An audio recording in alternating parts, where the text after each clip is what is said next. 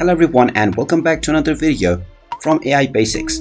In this video, I'm going to show you how to download the Text.io application on your PC. So let's get started right away.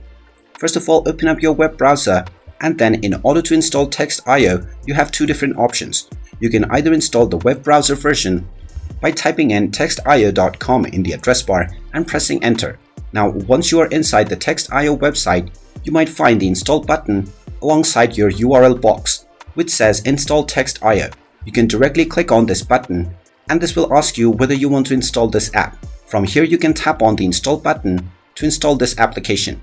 If you don't see the install button alongside the URL box, you can click on the three dots at the top right corner and then scroll down and hover over to save and share. From there, you can click on install Text.io and you will once again be asked whether you want to install the app. Just tap on the install button and this will install the Text.io application as a separate window. And from this point onward, you will also be able to find the shortcut within your desktop. And there you have it.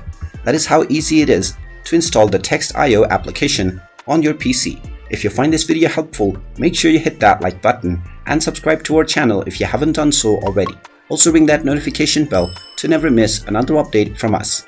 Thank you for watching and I will see you again in the next video.